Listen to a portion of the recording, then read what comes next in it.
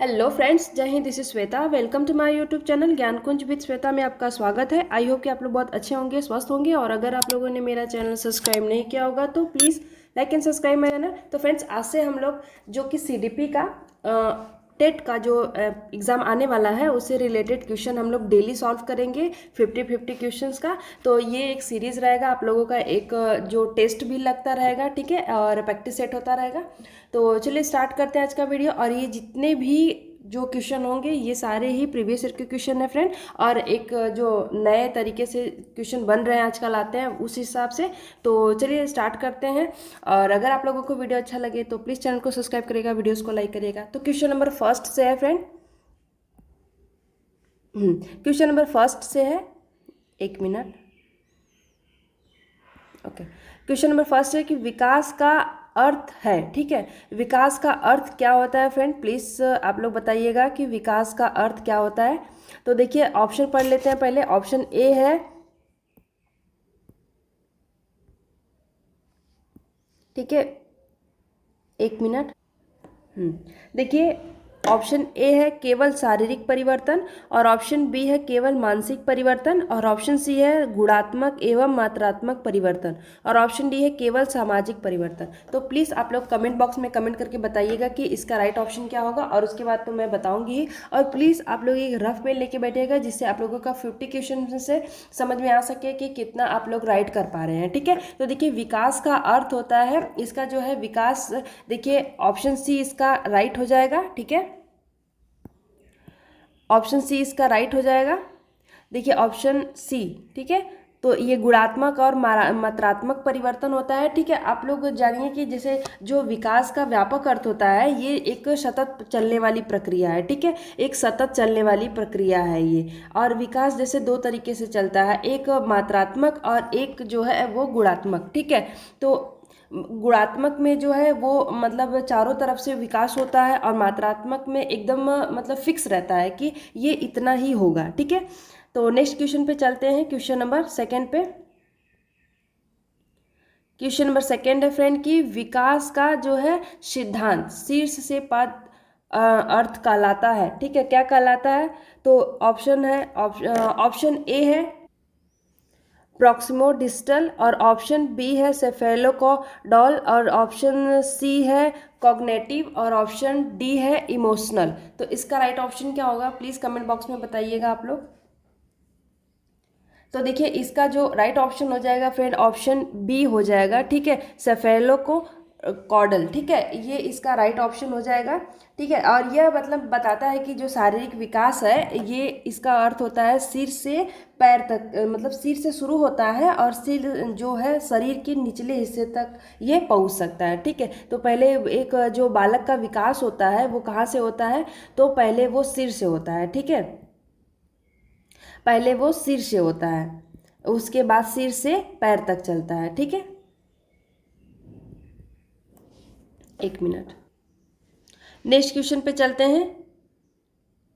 Next question है question number 3 है कि शैशवा अवस्था की आयु है, ठीक है। शैशवा अवस्था की आयु क्या है फ्रेंड? ऑप्शन ए है 0 से 2 वर्ष, और ऑप्शन बी है 2 से 6 वर्ष, और ऑप्शन सी है 6 से 12 वर्ष, और ऑप्शन डी है 12 से 18 वर्ष। तो इसका राइट ऑप्शन क्या हो जाएगा?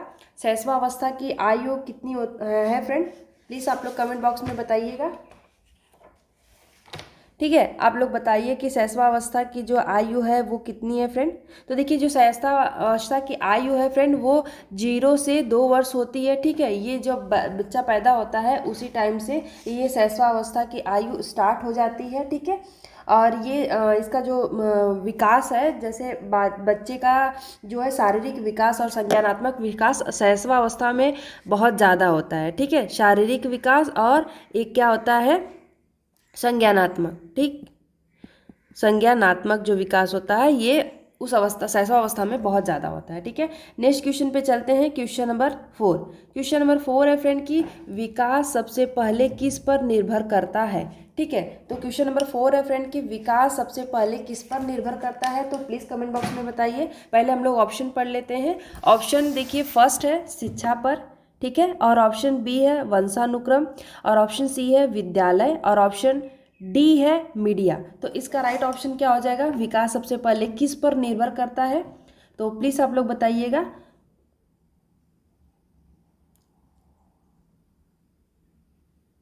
हम्म तो इसका जो राइट ऑप्शन हो जाएगा फ्रेंड, विकास जो सबसे पहले है किस पर? वंशानुक्रम पे जो है वो निर्भर करता है। ठीक है, वैसे तो ये वातावरण वातावरण और जो है वंशानुक्रम वंशानुक्रम दोनों पर ही निर्भर करता है, लेकिन जो है पहले जो है वंशानुक्रम उस सभी जैसे जन्मजात लक्षणों की प्रवृत्तियों के लिए ऐसा होता है, निर्धारण करता है कि जैसे किसी भी व्यक्ति के विकास की जो क्षमता होती है और वो सीमाएं तय करती है, वो एक जैसे वंशानुक्रम से ही स्टार्ट होता है और उसके बाद ये वातावरण पे जाता है। वातावरण इन सभी के भीतर जैसे व्यक्ति के विकास के तरीकों को निर्धारित करता है। ठीक है, तो इसीलिए पहले क्या होता है, प्रारंभिक जो क्षमता होती है वो वंशानुक्रम से होती है। ठीक है, उसके बाद वो जो है वातावरण पर जाता है। ठीक, नेक्स्ट क्वेश्चन पे चलते हैं, क्वेश्चन नंबर 5। क्वेश्चन नंबर 5 है। क्वेश्चन नंबर 5 है फ्रेंड कि सामाजिक विकास की शुरुआत होती है। ठीक है, तो सामाजिक विकास की शुरुआत होती है तो ऑप्शन पहले पढ़ लेते हैं। ऑप्शन फर्स्ट है किशोरावस्था में, और ऑप्शन बी है युवावस्था में, और ऑप्शन सी है शैशवावस्था में, और ऑप्शन डी है प्रौढ़ावस्था में। देखिए हम लोग ये 50 क्वेश्चन सिर्फ क्वेश्चन आंसर ही सॉल्व नहीं करेंगे, हम लोग इसके बारे में थोड़े थोड़े एक्सप्लेन करके भी चलेंगे कि आप लोग को मतलब एक क्वेश्चन ही नहीं सॉल्व कर रहे हैं आप, उसके पीछे की जो टॉपिक है वो भी आप पढ़ रहे हो, एक जो भी टॉपिक से ये क्वेश्चन पूछे जा रहे हैं। ठीक है, तो देखिए इसका जो सामाजिक विकास की शुरुआत कहाँ से होती है फ्रेंड? तो देखिए ये जो सामाजिक विकास की शुरुआत होती है वो शैशवावस्था से ही शुरू हो जाती है, क्योंकि जब बच्चा जब जब मतलब पैदा हो जाता है, उसका जन्म होता है शिशु का, तभी से वो सामाजिक जैसे संपर्कों में मतलब रुचि दिखाने लगता है, वो समाज के लोगों के साथ आ जाता है। तो उसी हिसाब से उसका जो है उसका सामाजिक जो विकास है उसी हिसाब से स्टार्ट हो जाता है। ठीक है, और जब ये एक और बात, जब ये किशोरावस्था में के दौरान मतलब जो सामाजिक विकास जो होता है वो महत्वपूर्ण भूमिका निभाता है, जैसे शारीरिक और जैसे संज्ञानात्मक सामाजिक परिवर्तनों के साथ जारी रहता है, चलते रहता है। ठीक है, किशोरावस्था के अकॉर्डिंग इसका जो राइट ऑप्शन हो जाएगा ऑप्शन सी हो जाएगा। नेक्स्ट क्वेश्चन पे चलते हैं, क्वेश्चन नंबर 6। क्वेश्चन नंबर 6 है फ्रेंड की संवेदी गामक अवस्था की आयु है। ठीक है, जो संवेदी गामक अवस्था की आयु कौन सी होती है? ऑप्शन ए है 0 से 2 वर्ष, और ऑप्शन बी है 2 से 7 वर्ष, और ऑप्शन सी है 7 से 11 वर्ष, और ऑप्शन डी है 11+ वर्ष। ठीक है, तो इसका राइट ऑप्शन क्या होगा? पहले तो मैं आप लोगों को बता दूं कि ये जो संवेदी गामक अवस्था है ये किसकी है? ये जीन प्याजे की है। ठीक है, ये जो है वो जीन प्याजे की है। ठीक है, जीन प्याजे का जो संज्ञानात्मक विकास का सिद्धांत है उसके अकॉर्डिंग ये है। ठीक है, संज्ञानात्मक विकास के सिद्धांत। ठीक है, संज्ञानात्मक विकास के जो सिद्धांत है उसके ये 4 पार्ट है, उसी में से ये जो है वो संवेदी गामक अवस्था ये है। पहला पार्ट है 0 से 2 वर्ष तक ये संवेदी गामक अवस्था रहता है, और इस अवस्था में क्या कहता है, जब बच्चा की जो मतलब वो जब पैदा होता है उसी हिसाब से उसका जो है इस अवस्था में उसका जो है इंद्रियों का, ठीक है, जैसे इंद्रियों का विकास होने लगता है, बच्चा समझने लगता है। ठीक है, और ये जैसे गति करने लगता है, शारीरिक गतिविधियाँ इसकी मतलब स्टार्ट हो जाती हैं। ठीक है, वस्तु स्थायित्व की भावना इसमें प्राप्त हो जाती है, और ये पूछता भी है कि वस्तु स्थायित्व की भावना किस जैसे पालव की जीन प्याजे की कौन सी अवस्था के अकॉर्डिंग आता है? तो ये संवेदी गामक अवस्था के अंदर आता है ना। ये क्वेश्चन इंपॉर्टेंट है आप लोगों के लिए, वस्तु स्थायित्व और इंद्रियां ये पूछता है। ठीक है, तो इसका जो राइट ऑप्शन हो जाएगा ऑप्शन ए इसका राइट हो जाएगा। नेक्स्ट क्वेश्चन पे चलते हैं, क्वेश्चन नंबर 7। क्वेश्चन नंबर 7 है फ्रेंड कि वस्तु स्थायित्व किस अवस्था में विकसित होता है? ठीक है, तो ऑप्शन ए है पूर्व संक्रियात्मक अवस्था, ऑप्शन बी है संवेदी गामक अवस्था, और ऑप्शन सी है ठोस संक्रियात्मक अवस्था और ऑप्शन डी है औपचारिक संक्रियात्मक अवस्था। देखिए क्वेश्चन आ भी गया, इसमें मैं आप लोगों को बता दी ना कि ये जितने भी क्वेश्चन है वो प्रीवियस ईयर के क्वेश्चन है, तो प्रीवियस ईयर में जितने भी क्वेश्चन आए हुए हैं वही हैं, तो आप लोगों को ये क्वेश्चन आया हुआ है और आएगा भी। ये वह जो है ये जो शब्द है वो इम्पॉर्टेंट है। तो देखिए ये जो है जिन प्याजे की जो है 4 अवस्थाएं हैं उनके बारे में ये पूरा ही दिया हुआ है, ठीक है। अब इसमें मैं अभी आप लोगों को बताई हूँ कि जो है वस्तु स्थायित्व की भावना किस में है, तो संवेदीगामक अवस्था में। और इसकी जो है वर्ष कितना है, तो 0 से 2 वर्ष होती है, ठीक है।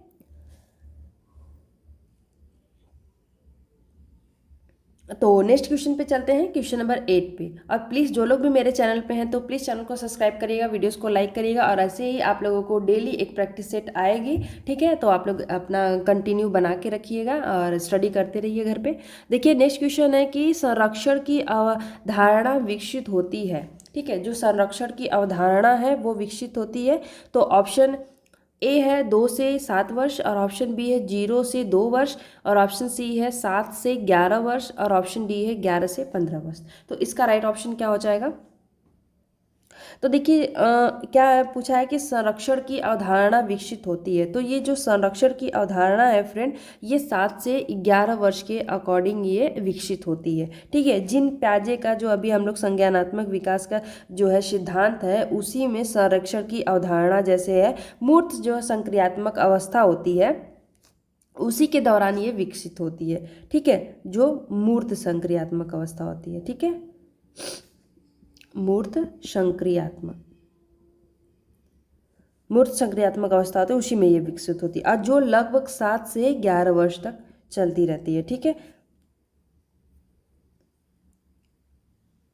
और देखिए इस अवस्था में जो 7 से 11 वर्ष की अवस्था होती है, इसमें जैसे बच्चे जो है वो समझने लगते हैं, ठीक है। किसी वस्तु के जैसे आकार वो ये समझ जाते हैं कि ये आकार है और उसमें उसका जैसे स्वरूप क्या है, ठीक है।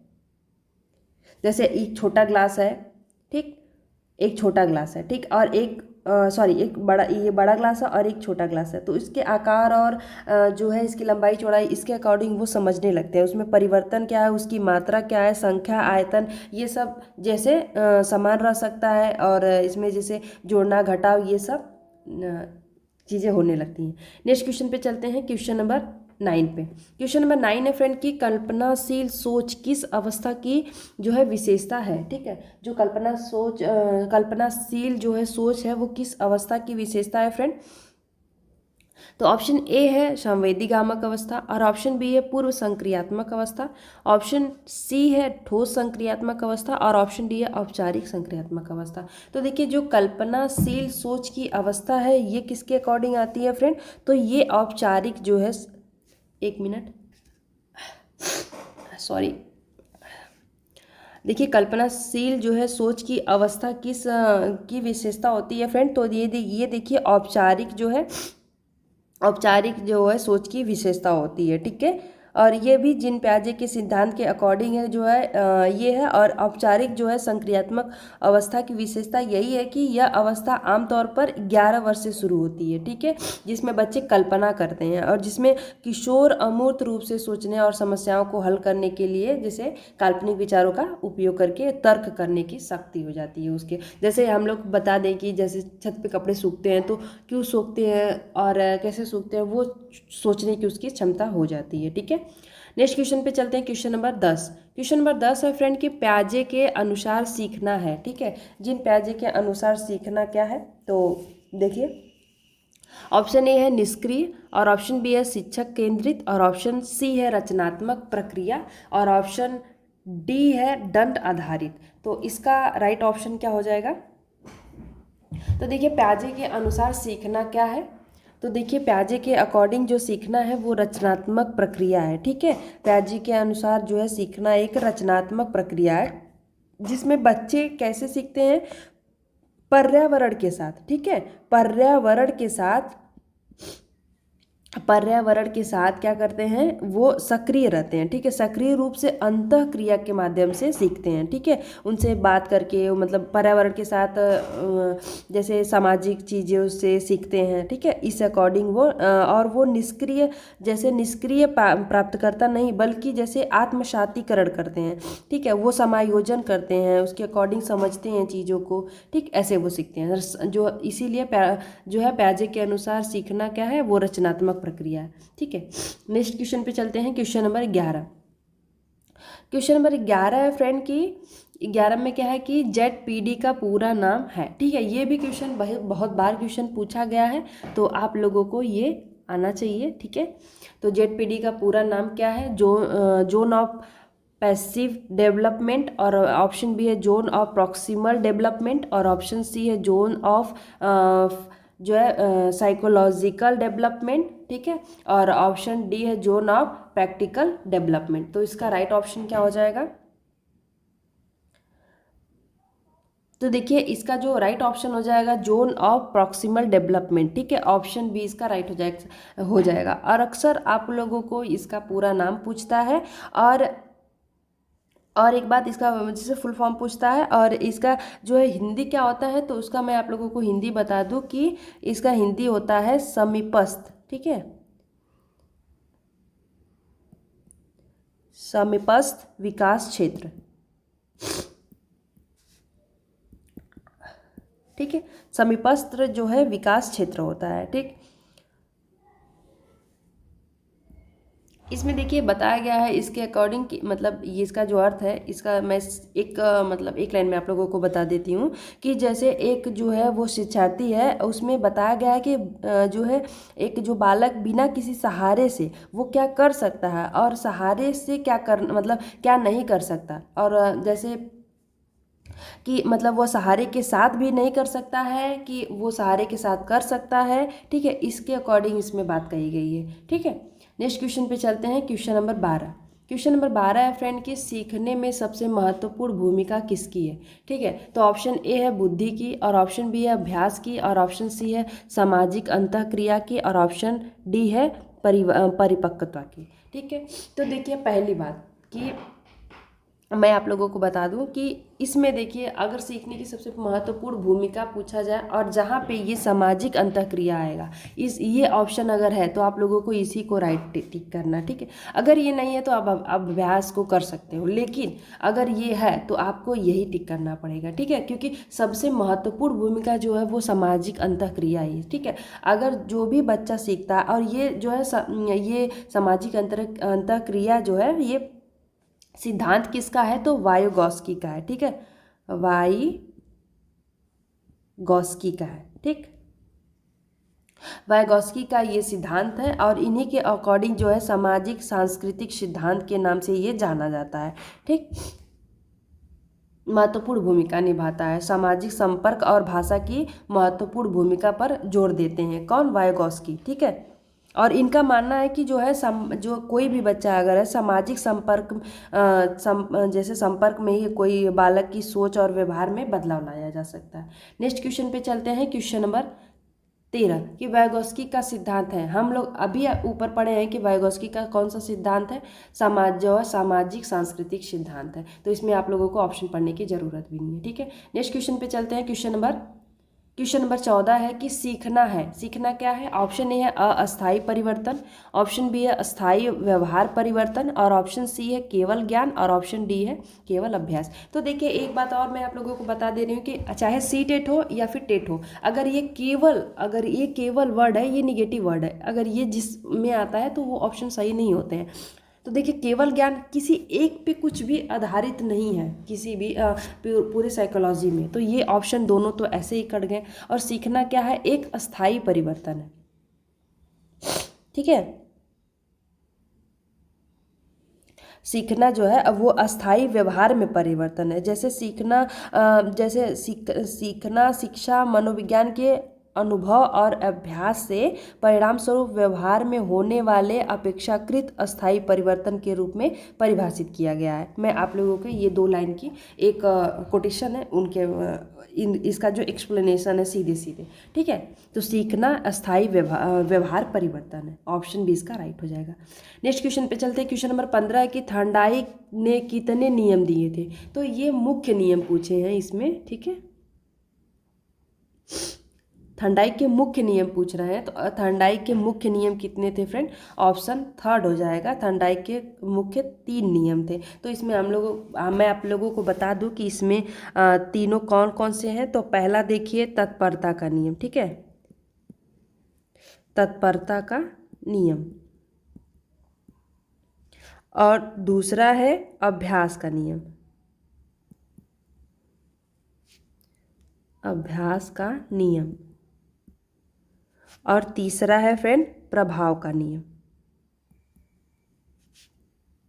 प्रभाव का नियम, ठीक है। तो ये जो है थॉर्नडाइक के मुख्य 3 नियम है, ठीक है। ये इम्पॉर्टेंट है, आप लोगों को ये क्वेश्चन आ सकता है और आता भी है, तो आप लोग इसको जरूर देखिएगा। नेक्स्ट क्वेश्चन पे चलते हैं। क्वेश्चन नंबर 16 है कि प्रभाव का नियम संबंधित है, ठीक है। प्रभाव का नियम किससे संबंधित है फ्रेंड, तो ऑप्शन ए है दंड से, और ऑप्शन बी है संतोष से, और ऑप्शन सी है परिपक्वता से, और ऑप्शन डी है बुद्धि से। तो इसका जो है राइट ऑप्शन क्या हो जाएगा, प्रभाव का नियम संबंधित है किससे है फ्रेंड, तो देखिए जो प्रभाव का नियम है वो संबंधित है फ्रेंड, वो संतोष से है, ठीक है। ऑप्शन बी इसका राइट हो जाएगा। जो है एडवर्ड थॉर्नडाइक के द्वारा ये प्रभाव का नियम मैं अभी आप लोगों को बताई हूँ कि ये दिया गया है। प्रभाव का नियम ये मुख्य 3 नियम है।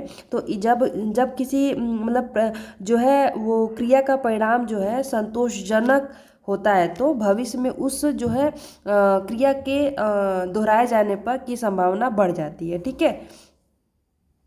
तो इसका जो राइट ऑप्शन हो जाएगा वो ऑप्शन बी हो जाएगा। नेक्स्ट क्वेश्चन पे चलते हैं। क्वेश्चन नंबर 17 है कि सीखने में सबसे प्रभावी प्रेरणा है। तो ऑप्शन ए है दंड, और ऑप्शन बी है बाह्य, और ऑप्शन सी है आंतरिक, और ऑप्शन डी है डर। तो जब कोई बच्चा अगर सीख रहा है, ठीक है, तो उसका जो है सबसे प्रभावी जो है प्रेरणा क्या होगा, तो देखिए दंड तो हो नहीं सकता, हम किसी को बच्चे को डरा के चीज़ें नहीं कर सकते, और ना ही दंड से कर सकते। तो देखिए जब तक बच्चा मतलब अंदर से आंतरिक रूप से प्रभावी ना हो, तो वो बच्चा कभी सीख ही नहीं सकता। मान लीजिए आप ही हैं, अगर आप स्टडी कर रहे हैं, ठीक है, मेरा वीडियो देख रहे हैं, तो जब तक आप अंदर से आंतरिक से प्रभावन नहीं होता है, आप मतलब अंदर से प्रेरित नहीं होंगे, तब तक आपको कोई भी ज़बरदस्ती करके ऐसा नहीं कर सकता कि नहीं आप पढ़ो। मान ले आपको पढ़ने के लिए बैठा सकता है, लेकिन आप जो मन लगा के पढ़ेंगे वो अंदर से ही आपके आएगा, तभी आप ऐसा कर सकते हो, ठीक है।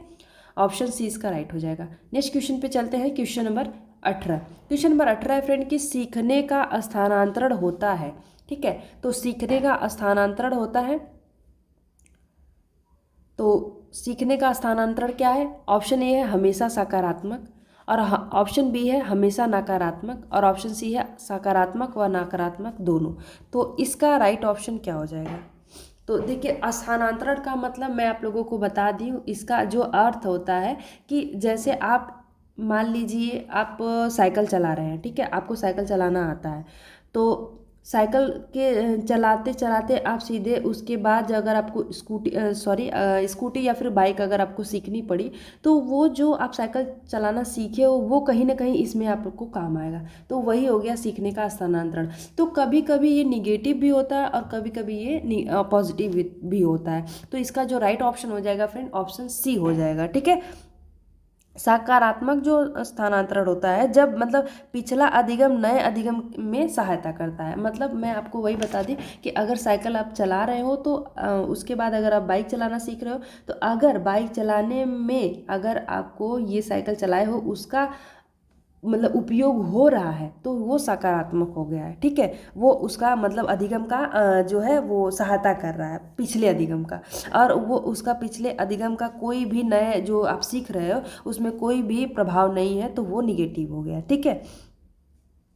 नेक्स्ट क्वेश्चन पे चलते हैं। क्वेश्चन नंबर 19 पे। क्वेश्चन नंबर 19 है फ्रेंड कि आंतरिक प्रेरणा का स्रोत है। तो ऑप्शन ए है पुरस्कार, और ऑप्शन बी है दंड, और ऑप्शन सी है रुचि, और ऑप्शन डी है अंक। देखिए फ्रेंड, ये जितने भी क्वेश्चन है आप लोग समझ लीजिए कि टेट में ऐसे ही क्वेश्चन क्या यही क्वेश्चन आएंगे, बस चीज़ें क्या होंगी कि थोड़ी सी चेंज हो जाएंगी, ठीक है। लेकिन जो टॉपिक है, जो सेलेक्टेड है, ये चीज़ें ऐसे ही आएंगी। तो प्लीज़ आप लोग समझ लीजिए कि आप लोग डेली प्रैक्टिस करते रहिए मेरे साथ में, तो आप लोगों को बहुत ही ज़्यादा बेनिफिट मिलेगा टेट के लिए, ठीक है।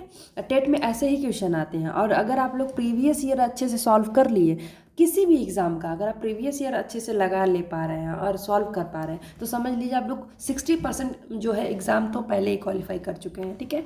तो देखिए 19 नंबर क्वेश्चन है कि आंतरिक प्रेरणा का स्रोत है, तो पुरस्कार है, दंड है, रुचि है, या फिर अंक है। तो देखिए आंतरिक प्रेरणा का जो है वो स्रोत क्या होता है, तो पुरस्कार तो होता नहीं है। किसी बच्चे को ये हम लोग बोलते हैं ना कि जैसे हाँ आप ये काम कर लो मैं आपको 10 रुपये दूंगा, या फिर आप ये काम कर लो मैं आपको एक पेन दूंगा, ये चीज़ें गलत है। पुरस्कार देना मतलब साइकोलॉजी की अपेक्षा ठीक है, लेकिन ऐसे आप जो पढ़ते हैं ये गलत है, ठीक है। और दंड भी नहीं दे सकते और अंक भी नहीं, कि इसका जो राइट ऑप्शन है ये रुचि हो जाएगा, ठीक है। रुचि क्या है, एक जैसे आंतरिक अभिप्रेरणा वह प्रेरणा होती है जो किसी भी व्यक्ति के भीतर में आती है। आंतरिक प्रेरणा आप समझ सकते हो, किसी के अंदर जो भीतर में उत्पन्न होता है। जब मैं अभी आपको बताई हूँ कि जैसे आपको अगर अंदर से ये प्रेरणा न मिले कि मुझे पढ़ना चाहिए, मुझे कुछ करना है, तो कोई भी आपको ज़बरदस्ती ऐसे नहीं पढ़ा सकता। तो ये आंतरिक अभिप्रेरणा है, ठीक है। और रुचि व आंतरिक अभिप्रेरणा का एक प्रमुख स्रोत है, क्योंकि जैसे जो है वो गतिविधि के आनंद व्यक्ति को इससे करने से कोई प्रेरित हो। मतलब अगर किसी काम को आप कर रहे हो, जैसे मान लीजिए आपको पढ़ने में अच्छा लगता है, ठीक है, मुझे पढ़ाने में आप लोगों को बहुत अच्छा लगता है, तो मैं कोशिश करती हूँ कि कैसे करके आप लोगों को अच्छे से समझ में आए। तो ये क्या है, मेरी एक रुचि है आप लोगों को ऐसे करने के लिए। तो ये मुझे करने में बहुत आनंद आता है, बहुत अच्छा लगता है, इसलिए मैं करती हूँ, ठीक है। तो रुचि अगर जब रहेगा तभी ये आंतरिक अभिप्रेरणा का स्रोत माना जाता है, ठीक है। नेक्स्ट क्वेश्चन पे चलते हैं, क्वेश्चन नंबर 20 पे कि बाह्य प्रेरणा का उदाहरण है, ठीक है। जो बाहरी प्रेरणा होता है उसका उदाहरण क्या है, जिज्ञासा, ऑप्शन बी है प्रशंसा, और ऑप्शन सी है आत्मसंतोष, और ऑप्शन डी है रुचि। तो देखिए रुचि तो आंतरिक हो गया, ठीक है, लेकिन इसमें क्या पूछा है कि बाह्य प्रेरणा का उदाहरण पूछा है, ठीक है। तो आप लोगों को बाह्य प्रेरणा का जो उदाहरण है वो बताना है। तो इसका राइट ऑप्शन क्या हो जाएगा, तो देखिए इसका जो राइट ऑप्शन हो जाएगा प्रशंसा, ठीक है। उदाहरण इसका जो बड़ा बाह्य प्रेरणा का होता है तो प्रशंसा होता है।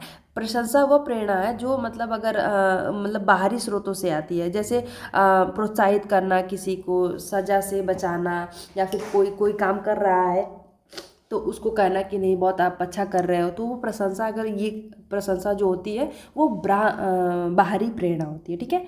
नेक्स्ट क्वेश्चन पे चलते हैं, क्वेश्चन नंबर 21 है कि आईक्यू का जो है सूत्र किसने दिया था, ठीक है। जो आईक्यू है ये बुद्धि का जो है ये सूत्र दिया था, वो किसने दिया था फ्रेंड। ऑप्शन ए है बी ने, ऑप्शन बी टर्मन, और ऑप्शन सी गार्डनर, और ऑप्शन डी स्पीयरमैन, ठीक है। तो इसका जो आईक्यू का सूत्र किसने दिया था फ्रेंड, तो ये टर्मन ने दिए थे, ठीक है। आईक्यू का जो सूत्र है वो टर्मन दिए थे,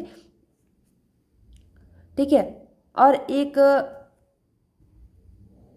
इसका थोड़ा सा एक्सप्लेनेशन मैं आप लोगों को बता दूं कि देखिए एक जर्मन के वैज्ञानिक थे, क्या था नाम उनका, विलियम स्टर्न, ठीक है। विलियम स्टर्न, इन्होंने 1912 में, ठीक है, 1912 में ये आईक्यू की अवधारणा विकसित की थी, जिसमें मानसिक आयु का जो है वो कालानुक्रम जैसे वास्तविक आयु से विभाजित किया गया था, ठीक है। फिर बाद में एक अमेरिकन वैज्ञानिक आए, ये टर्मन, ठीक है, टर्मन, लुइस टर्मन इनका पूरा नाम है, अमेरिकन वैज्ञानिक है। ये कब दिए थे, 1916 में, ठीक है। 1916 में, 1912 के बाद 1916 में ये एक सूत्र संबोधित करते थे, जिससे मतलब 100 से गुणा करने पे गुणा किया जाता था, ताकि विभाजन के परिणाम उसकी जो भिन्नता से बचा जा सके। और इसे जैसे स्टैनफोर्ड बी ने इंटेलिजेंस स्केल के हिस्से के रूप में परिभाषित किया गया था, ठीक है। तो ये टर्मन ने ही इनका सूत्र जो है पूरा दिए थे, ठीक। नेक्स्ट क्वेश्चन पे चलते हैं, क्वेश्चन नंबर, और ये पूरा सूत्र मैं आप लोगों को बता दूं, एक मिनट, इसको हटा दो। इसका जो पूरा सूत्र है IQ इक्वल टू मानसिक आयु बटे वास्तविक आयु इंटू 100, ये पूरा सूत्र है। ये कभी कभी आप लोगों को ये सूत्र भी पूछता है, ठीक है। नेक्स्ट क्वेश्चन पे चलते हैं, क्वेश्चन नंबर 22। क्वेश्चन नंबर 22 है फ्रेंड कि बहुबुद्धि सिद्धांत किसने दिया? तो ऑप्शन ए है थॉर्नडाइक, ऑप्शन बी है जीन प्याजे, और ऑप्शन सी है गार्डनर, ऑप्शन डी है स्किनर। तो इसका राइट ऑप्शन क्या होगा? देखिए, बहुबुद्धि का जो सिद्धांत है, मैं आप लोगों को पहले बता दूं कि बहुबुद्धि का सिद्धांत कौन दिए थे, तो गार्डनर दिए थे, ठीक है। जो गार्डनर है वही इनका जो पूरा नाम था वो हावर्ड गार्डनर, ठीक है। हावर्ड गार्डनर है, हावर्ड गार्डनर इनका पूरा नाम है। अक्सर इनको गार्डनर सब लोग बोलते थे। ये हावर्ड गार्डनर ने ही अपने जैसे पुस्तक इनकी एक आई थी 1983 में, ठीक है। इनकी पुस्तक है फ्रेम्स ऑफ माइंड, ठीक है, माइंड द थ्योरी इनकी पुस्तक थी, और थ्योरी ऑफ मल्टीपल इंटेलिजेंस पूरा नाम था बुक का, ठीक है। तो इनकी पुस्तक प्रतिपादित हुई थी, और इन्होंने जो है गार्डनर ने अपनी जो बुद्धि को अलग अलग और तरीके से स्वतंत्र प्रकार से शामिल किए थे, जिसमें ये 8 प्रकार की बुद्धि को बताई थी। भाषाई, तार्किक, गणितीय, स्थानीय, शारीरिक, ऐसे करके संगीत वाली हर प्रकार की बुद्धि अलग अलग है, इनकी पूरी थ्योरी है, ठीक है। तो अब मैं आप लोगों को उस पर भी वीडियो लेके आऊँगी, अगर आप लोग बोलेंगे कमेंट में, तो ठीक है। तो अभी हम लोग प्रैक्टिस कर रहे हैं, तो ये प्रैक्टिस पे ही ध्यान देते हैं। नेक्स्ट क्वेश्चन पे चलते हैं, क्वेश्चन नंबर 23। क्वेश्चन नंबर 23 है फ्रेंड कि स्पीयरमैन का सिद्धांत है। ऑप्शन ए है बहुबुद्धि, और ऑप्शन बी है द्विकारक, और ऑप्शन सी है त्रिआयामी, और ऑप्शन डी है भावनात्मक। तो इसका राइट ऑप्शन क्या हो जाएगा? इसका राइट ऑप्शन क्या हो जाएगा फ्रेंड? तो देखिए, स्पीयरमैन का सिद्धांत है ये द्विकारक सिद्धांत है, ठीक है। स्पीयरमैन का जो सिद्धांत है वो द्विकारक सिद्धांत है, ऑप्शन बी इसका राइट हो जाएगा, ठीक है। ये इनका जो पूरा नाम है चार्ल्स स्पीयरमैन का सिद्धांत है, और मतलब जीएस कारकों पर आधारित है इसमें, ठीक है, सामान्य और विशिष्ट पर, और इनको द्विकारक सिद्धांत के रूप में जाना जाता है, ठीक है। नेक्स्ट क्वेश्चन पे चलते हैं, सामाजिक जो है समावेशी शिक्षा। तो देखिए, समावेशी शिक्षा का उद्देश्य क्या है? ऑप्शन ए है अलग शिक्षा कक्षा, और ऑप्शन बी है समान अवसर, और ऑप्शन सी है विशेष विद्यालय, और ऑप्शन डी है चयन। तो इसका राइट ऑप्शन क्या हो जाएगा? तो इसका राइट ऑप्शन क्या हो जाएगा फ्रेंड? समावेशी शिक्षा का उद्देश्य क्या है फ्रेंड? समान अवसर, ठीक है, ऑप्शन बी हो जाएगा। समावेशी शिक्षा का मतलब होता है कि कोई भी बच्चा मतलब साथ में ही पढ़े, उसको आप ऐसे मत करिए कि उसको आप अलग कर दीजिए। उसका उद्देश्य जो सभी बच्चों को, चाहे वो उनकी क्षमताएं या फिर पृष्ठभूमि कुछ भी हो, शिक्षा के जो है उनको अवसर पूरे जैसे समान रूप से देने चाहिए, ठीक है। और यह एक ऐसा वातावरण, मतलब यहाँ पे वातावरण बनाना चाहिए कि वो मतलब जहाँ पे विविधता को महत्व देता हो, ठीक है। ऐसा नहीं है कि किसी हम एक को छात्र को अच्छे से ट्रीट कर रहे हैं और किसी छात्र को अच्छे से ट्रीट नहीं कर रहे हैं, ऐसा नहीं, समान शिक्षा सबको मिलनी चाहिए। नेक्स्ट क्वेश्चन पे चलते हैं, क्वेश्चन नंबर 25 है कि CWSN का अर्थ है, ठीक है। ये देखिए नया क्वेश्चन है, ये आया हुआ क्वेश्चन है, तो इसके लिए मैं आप लोगों को लेके आई हूँ। तो देखिए, इसका जो है CWSN का अर्थ क्या होता है? तो देखिए, ये विशेष आवश्यकता वाले बच्चे होते हैं। इसका जो है अर्थ पूछा है तो जो है चिल्ड्रेन विथ स्पेशल नीड्स, ठीक है। जो चिल्ड्रेन विथ स्पेशल नीड्स होते हैं, इसमें कौन कौन से शामिल होते हैं बच्चे? जैसे शारीरिक अक्षमता वाले बच्चे, आप लोग समझ सकते होंगे, ठीक है। शारीरिक अक्षमता और संवेदी अक्षमता, बौद्धिक अक्षमता, सीखने की अक्षमता, ठीक है। ऐसे करके ये इतने भी जो बच्चे हैं ऐसे बच्चे में आते हैं, ठीक है। और इसका आप लोगों को अक्सर मतलब फुल फॉर्म पूछता है, तो children with special needs, next question पे चलते हैं। क्वेश्चन नंबर 26 है कि समावेशी कक्षा में शिक्षक की भूमिका होती है। ठीक है, समावेशी कक्षा में शिक्षक की भूमिका क्या होती है? ऑप्शन ए है कठोर, और ऑप्शन बी है मार्गदर्शक, और ऑप्शन सी है दंडात्मक, और ऑप्शन डी है निष्क्रिय। तो समावेशी कक्षा में शिक्षक की भूमिका होती है, क्या होती है फ्रेंड? तो आप लोगों को मैं बता दूं, समावेशी कक्षा में शिक्षक की भूमिका मार्गदर्शक के रूप में होती है। ना ही वो दंड दे सकते हैं, ना ही वो कठोर रूप से आपको पेश आते हैं, ऐसा नहीं होता है। तो निष्क्रिय, निष्क्रिय का मतलब कुछ नहीं है, उनको क्या कक्षा में आप पढ़ रहे हो नहीं पढ़ रहे हो उनका कोई ये निष्क्रिय हो गया। तो ऐसा नहीं, मार्गदर्शक होते हैं शिक्षक जो होते हैं, वो किसी भी बालक के मार्गदर्शक होते हैं। ठीक है, वो उनकी जो है वो मार्ग दिखाते हैं। तो नेक्स्ट क्वेश्चन पे चलते हैं। क्वेश्चन नंबर 27 है कि सीसीई का पूरा नाम है। ठीक है, सीसीई का पूरा नाम क्या है? तो देखिए, सीसीई का जो है पूरा नाम क्या है? सतत और व्यापक जो है मूल्यांकन होता है इसका। एक मिनट, इसका जो हिंदी में पूरा नाम होता है वो होता है सतत और व्यापक मूल्यांकन। ठीक है, सतत और व्यापक मूल्यांकन। ठीक है, और इंग्लिश में होता है कंटिन्यूअस एंड कम्प्रिहेंसिव जो है इवोल्यूशन। ठीक है, तो ये होता है सीसी का पूरा नाम।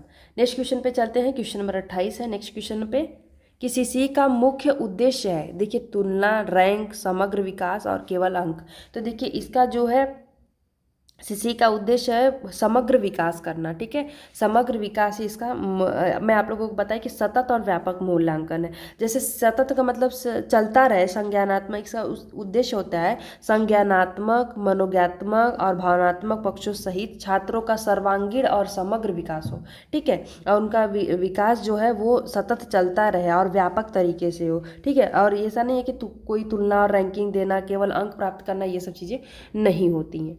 नेक्स्ट क्वेश्चन पे चलते हैं। क्वेश्चन नंबर 29 है कि निर्मात्मक मूल्यांकन होता है। ठीक है, तो सीखने से पहले, सीखने के दौरान, या फिर सीखने के बाद, या फिर कभी नहीं। तो इसका राइट ऑप्शन क्या हो जाएगा? इसका राइट ऑप्शन क्या हो जाएगा? निर्माणात्मक मूल्यांकन होता है। तो क्या होता है फ्रेंड?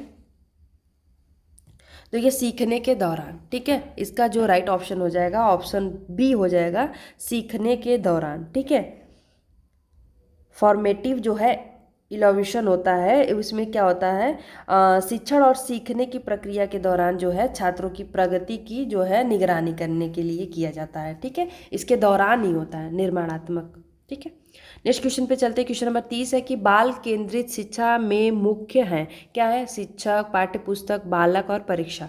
तो क्या होते हैं बाल केंद्रित शिक्षा में? सबसे जो है मुख्य वो क्या होते हैं? बालक ही होते हैं। पहले पाठ्यक्रम था लेकिन अब नहीं है, अब पहले बालक है। बालक ही जो है वो कक्षा में सबसे केंद्र है। ठीक है, केंद्र पर रखे जाते हैं, केंद्रित होते हैं। नेक्स्ट क्वेश्चन पे चलते हैं। क्वेश्चन नंबर 31 है कि परियोजना विधि किस पर आधारित है? परियोजना विधि किस पर आधारित है फ्रेंड? रटन पर, या फिर अनुभव पर, या फिर दंड पर, या फिर व्याख्यान पर। तो परियोजना विधि किस पर आधारित है फ्रेंड? तो इसका जो राइट ऑप्शन हो जाएगा अनुभव पर। ठीक है, जो परियोजना विधि होती है वो किस पर आधारित होती है? तो अनुभव पर आधारित, जो अनुभवात्मक अधिगम होता है उस पर जोर देती है। ठीक है, छात्र अपने जो, जैसे कोई बच्चा है वो अपने परिवेश का जो है अन्वेषण और अनुभव करने के करके जैसे ज्ञान की प्राप्ति करता है। क्या? अन्वेषण, अन्वेषण और क्या होता है? अनुभव।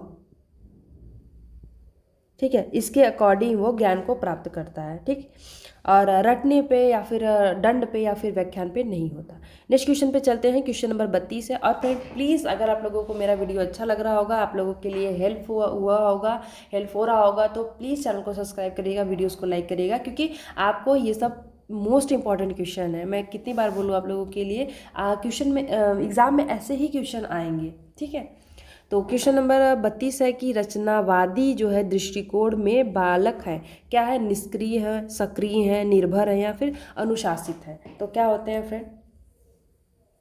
रचनावादी दृष्टिकोण में बालक जो हैं वो क्या होते हैं?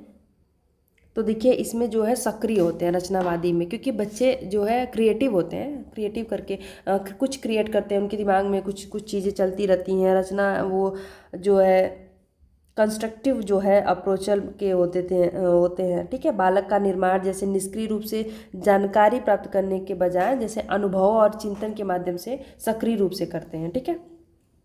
नेक्स्ट क्वेश्चन पे चलते हैं। क्वेश्चन नंबर 33 है कि व्यक्तिगत विभिन्नता का कारण नहीं है बुद्धि, रुचि, वातावरण या फिर पाठ्यक्रम। तो व्यक्तिगत विभिन्नता का कारण नहीं है। देखिए हमेशा अगर आप क्वेश्चन सही से पढ़ रहे हैं तो आपका मतलब सही होगा, क्योंकि ऐसे आपको घुमाने वाले क्वेश्चन एग्जाम हॉल में बहुत मिलेंगे, आपको नहीं ये दिखता ही नहीं है वर्ड किसी को, और ऐसे में ही आपका गलत हो जाएगा। तो इस चीज़ पे आप बहुत ध्यान दीजिएगा एग्जाम हॉल में भी, कि ये जो नहीं है क्या पूछ रहा है क्वेश्चन को, दिमाग को बहुत अस्थायी रूप से करके पढ़िएगा, ठीक है। तो देखिए क्या पूछा है कि व्यक्तिगत विभिन्नता का कारण नहीं है। तो देखिए नहीं है तो व्यक्तिगत विभिन्नता में देखिए बुद्धि आ जाएगी, रुचि आ जाएगी, वातावरण, पाठ्यक्रम इसका कोई मतलब कुछ भी अपना भूमिका नहीं निभा रहा है। तो ठीक है, ऑप्शन इसमें नहीं पूछा है तो ऑप्शन डी ही राइट हो जाएगा, ठीक। नेक्स्ट क्वेश्चन पे चलते हैं। क्वेश्चन नंबर 34 है कि मानसिक स्वास्थ्य का अर्थ है रोग का अभाव, संतुलन, तनाव या फिर भय। तो इसका राइट ऑप्शन क्या हो जाएगा? मानसिक स्वास्थ्य का अर्थ है क्या है फ्रेंड? तो देखिए मानसिक स्वास्थ्य जो का अर्थ क्या होता है? संतुलन होता है, ठीक है। अगर जो है मन आपका जो दिमाग है वो स्वस्थ है तो वो संतुलित अगर रहेगा तभी आपका स्वस्थ रह पाएगा, ठीक है। जैसे मानसिक जो है एक ऐसी स्थिति होती है जिसमें जैसे क्या होते हैं लोग अपने जीवन के तनाव का जैसे सामना करने की क्षमताओं की पहचानने की, अच्छी तरह सीखने और काम करने और अपने जैसे समुदाय के जैसे योगदान करने में सक्षम बनाती हैं, ठीक है। और ये संतुलन होती है। और इसका अर्थ दूसरों के साथ जैसे अच्छे संबंध बनाए रखना, ठीक है। अगर जो किसी का दूसरे से अच्छे संबंध है तो मतलब वो संतुलन उनका ठीक है, ठीक है। तो नेक्स्ट क्वेश्चन पे चलते हैं। क्वेश्चन नंबर 35 है कि NEP 2020 किस पर जोर देता है, ठीक है। NEP 2020 किस पर जोर देता है फ्रेंड? तो प्लीज़ आप लोग बताइएगा। ऑप्शन है रटंत, समग्र विकास, केवल परीक्षा या फिर अंक। तो इसका क्या हो जाएगा आप लोग प्लीज़ बताइए। रटंत होगा या फिर समग्र विकास होगा कि केवल परीक्षा केवल अंक, क्या होगा? तो मैं आप लोगों को पहले ही बताई हूँ कि केवल वाला जो है वो वर्ड वो बिल्कुल ही गलत है और ये सही नहीं होगा। तो पहले तो ये हट जाएगा, और रटंत भी नहीं होगा और अंक भी नहीं हो। समग्र विकास पे ही जो है वो जो है NEP 2020 किस पर जोर देता है? ये राष्ट्रीय शिक्षा नीति है, ठीक है। NEP जो है वो क्या है? राष्ट्रीय शिक्षा नीति।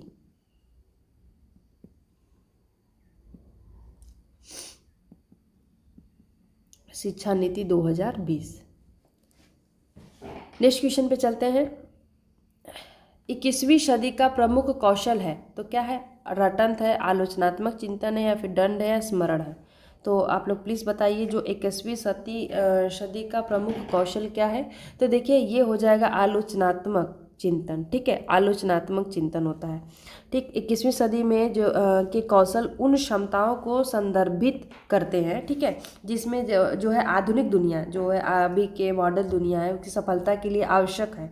और ये जो है पारंपरिक जो है शिक्षा का अक्सर मतलब ये रटंत स्मरण ये पर जैसे केंद्रित होती थी, लेकिन अब ये मतलब नहीं होती हैं, ठीक है। ये आलोचनात्मक चिंतन है। नेक्स्ट क्वेश्चन पे चलते हैं। क्वेश्चन नंबर 37 है कि SEL का अर्थ क्या है, ठीक है। सेल SEL इसका अर्थ क्या है? तो फुल फॉर्म पूछा है फ्रेंड, सोशल इमोशनल लर्निंग, ठीक है। Social emotional learning, option A इसका राइट हो जाएगा, ठीक। ये होता है इसका अर्थ, सोशल इमोशनल लर्निंग।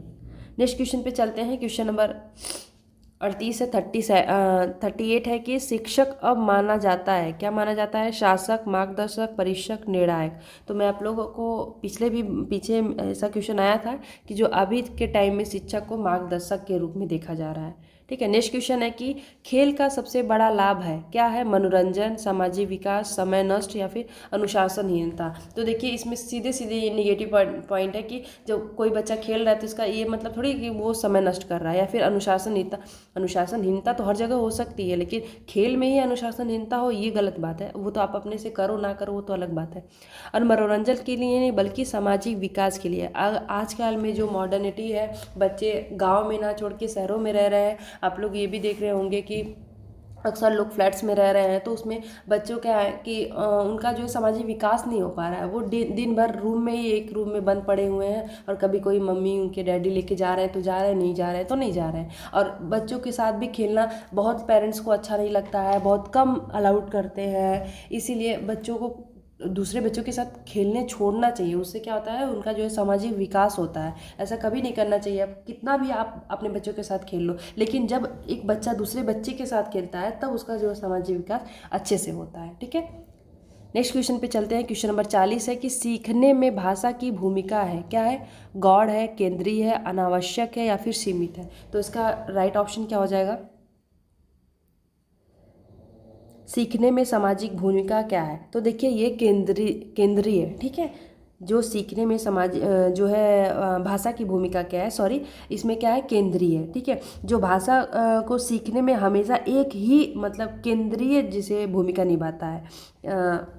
ठीक है। छात्र जो कुछ भी सीखते हैं उन्हें सुनने, बोलने, पढ़ने, लिखने के माध्यम से नए विचारों को आत्मसात करते हैं। ठीक है। वो केंद्रीय होता है भाषा।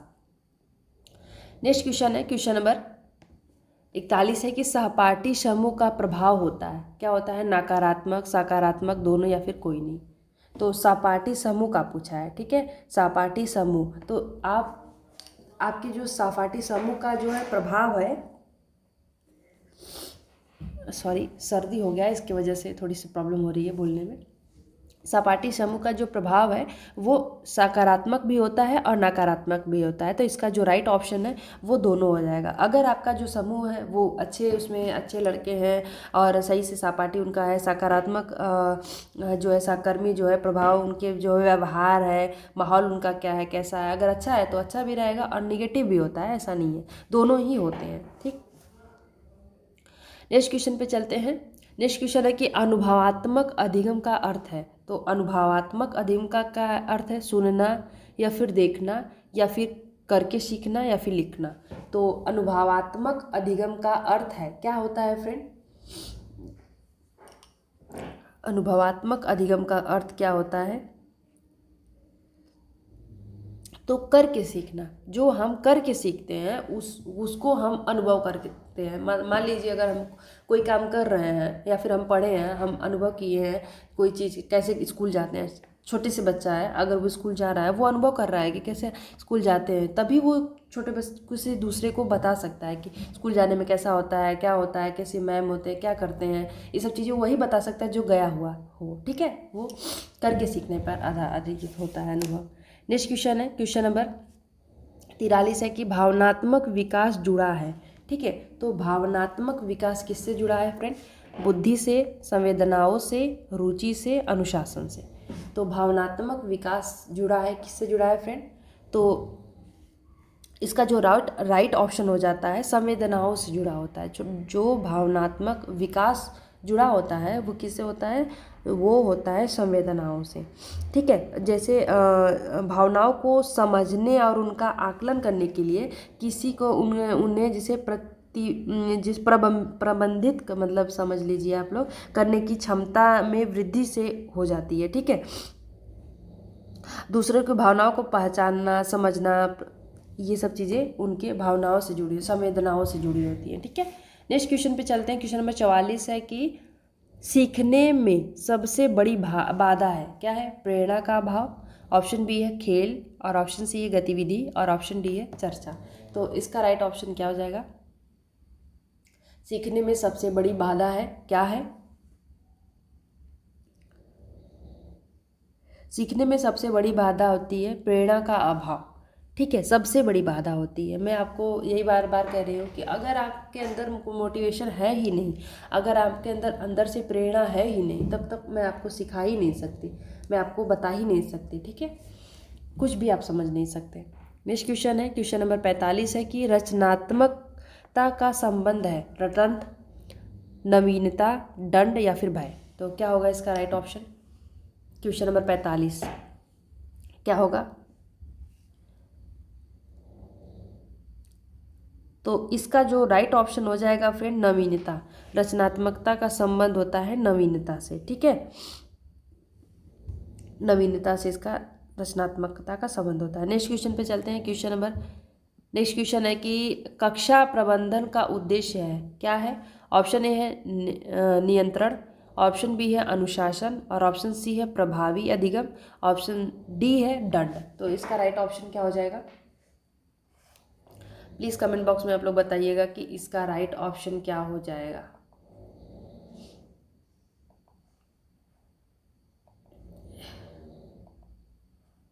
ठीक है,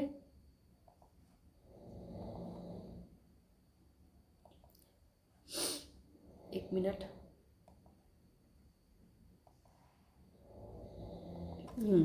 तो देखिए इसका जो राइट ऑप्शन हो जाएगा फिर नवीनता, सॉरी हाँ ये हो जाएगा प्रभावी अधिगम, ठीक है, ऑप्शन सी इसका राइट हो जाएगा। ठीक है, जो प्रभावी अधिगम होता है कक्षा प्रबंधन का सबसे जो है उद्देश्य, सबसे अच्छा उद्देश्य माना जाता है, वो ये चाहता है कि मतलब जो कक्षा में है प्रभावी अधिगम हो, अच्छे से पढ़ाई हो, ठीक है, अच्छे से अधिगम कर सके बच्चे। नेक्स्ट क्वेश्चन है, क्वेश्चन नंबर 47 है कि सीखना सबसे अच्छा होता है जब, कब होता है? डर हो, रुचि हो, दंड हो, दबाव हो। तो देखिए सीधी सीधी बात है, दंड तो होगा नहीं, दबाव भी नहीं। हम किसी को दबाव करके किसी को दबा के करके कुछ भी नहीं सिखा सकते, ना ही डर करा के कि नहीं चलो हम तुमको ये पनिशमेंट देंगे और ये तुमको सीखना है, नहीं तो नहीं सीखोगी तो पनिशमेंट मिलेगी। डर से भी कुछ भी वो नहीं सीख सकता। जब तक रुचि नहीं हो, अभी प्रेरणा ना हो अंदर से, वो कुछ भी सीख नहीं सकता, सीधी सी बात है। ठीक है, नेक्स्ट क्वेश्चन पे चलते हैं। क्वेश्चन नंबर है 48 की मूल्यांकन का सही समय है। तो मूल्यांकन का सही समय क्या है? अंत में, शुरुआत में, निरंतर या फिर कभी नहीं। तो कभी नहीं तो होगा नहीं, कभी भी तो मूल्यांकन करना चाहिए ना। तो देखिए मूल्यांकन का जो है सही समय होता है वो निरंतर होता है। ठीक है, जब शिक्षा में मूल्यांकन एक सतत प्रक्रिया है, मैं आप लोगों को पहले भी बता चुकी हूँ कि जो शिक्षा में मूल्यांकन एक है वो सतत प्रक्रिया है। वह केवल पाठ्यक्रम या फिर सत्र के अंत में ही नहीं बल्कि मतलब बीच बीच के दौरान, मतलब सीखने की प्रक्रिया के दौरान भी लिया जा सकता है और लिया जाना चाहिए, ताकि वह सुनिश्चित हो सके या फिर ये तय कर सके कि मतलब छात्र सही दिशा में जा रहा है, सही सीख रहा है कि नहीं सीख रहा है। और ये आवश्यकता मतलब एक सहायता प्रदान करती है मतलब किसी को सीखने में। अगर वो गलत तरीके से जा रहा है तो आप उसको बता सकते हैं, ठीक है, तो ये मदद करती है। और इसका जो है मूल्यांकन सही समय एक क्या होता है कि वो आपको निरंतर करना चाहिए, ठीक है, इसका कोई समय नहीं होता। नेक्स्ट क्वेश्चन है कि बाल अधिकार जो है दिवस कब मनाया जाता है। तो ये कब मनाया जाता है सबको पता है फ्रेंड, ये कॉमन क्वेश्चन है कि 14 नवंबर को बाल अधिकार दिवस मनाया जाता है। और ये कब जैसे सबसे पहले जो भारत के प्रधानमंत्री थे कौन थे फ्रेंड? पंडित जवाहरलाल नेहरू, ठीक है, जवाहरलाल नेहरू। पंडित जवाहरलाल नेहरू के जन्मदिन का एक प्रतीक है। उसे ये बच्चों से बहुत प्यार करते थे, चाचा नेहरू भी इनको कहा जाता था। और इन्हीं के अकॉर्डिंग ये मतलब जागरूक करने के लिए राष्ट्रीय स्तर पर, ये अंतर्राष्ट्रीय स्तर पर विश्व बाल दिवस मनाया जाता है। कब? वो 20 नवंबर को मनाया जाता है, ठीक है, और ये 14 नवंबर को मनाया जाता है बाल अधिकार दिवस, ठीक, भारत में बाल दिवस। नेक्स्ट क्वेश्चन पे चलते हैं। नेक्स्ट क्वेश्चन जो कि आज के वीडियो का लास्ट क्वेश्चन रहेगा 50 नंबर, बालक का सामाजिक विकास वास्तव में किस अवस्था में प्रारंभ होता है। तो देखिए सीधी सी बात है, बालक का जो सामाजिक विकास जब बच्चा धरती पे आ जाता है, जब बच्चा जन्म ले लेता है, तभी से उसका जो है बालक का वास्तविक जो है सामाजिक वो माना जाता है, ठीक है, विकास। तो ये शैशवावस्था, और इसकी आयु मैंने बता दिया है कि 0 से 2 वर्ष होती है, ठीक है। शैशवावस्था में ही जो है, शैशवावस्था में ही जो बालक का सामाजिक विकास स्टार्ट हो जाता है, और इसको हम लोग इन्फेंसी इंग्लिश में हम लोग कहते हैं शैशवावस्था को। आप लोग इंग्लिश भी जानिएगा, क्योंकि कभी कभी हिंदी में कई नाम आ जाते हैं एक ही चीज़ का, लेकिन इंग्लिश में एक ही उसका नाम रहता है। ठीक है, तो आप लोग दोनों ही जानिए। तो ये आपका 50 क्वेश्चन कंप्लीट हो गया friend. Thank you so much. और अगर आप लोग मेरा चैनल सब्सक्राइब नहीं किए होंगे तो प्लीज़ चैनल को सब्सक्राइब करिएगा, और आपके लिए डेली ही ऐसे प्रैक्टिस सेट आती रहेंगी 50 क्वेश्चन का, और इसी में से आपका क्वेश्चन फंसेगा एग्ज़ाम में। ठीक है, जो भी टेट आने वाला है, टेट का एग्ज़ाम में भी हो सकता है कि मई में होने की संभावना है। ठीक है, लेकिन आप लोग कंटिन्यू अपना स्टडी करते रहिए। एग्ज़ाम कभी भी 2026 में हो सकता है। उसका ये है कि 2027 में एग्ज़ाम जो है इलेक्शन होने वाले हैं, तो आप लोग अपना जो है तैयारी कभी भी, और ज़्यादा टाइम नहीं देंगे। कभी भी एग्ज़ाम लेंगे तो तुरंत फॉर्म फिलअप करवाएंगे और तुरंत आप लोगों का एग्ज़ाम भी हो जाएगा। ठीक है, तो ऐसा मत समझिएगा कि आप लोगों को टाइम ज़्यादा मिलेगा। तो उसी अकॉर्डिंग आप लोग पहले से ही स्टडी अपना कंटिन्यू रखेंगे और तैयारी करते रहेंगे तो कंप्लीट सिलेबस हो जाएगा। ठीक है, तो हम लोग डेली यहाँ पर प्रैक्टिस करेंगे। तो please thank you so much, study करते रहिए। धन्यवाद फ्रेंड, जय हिंद।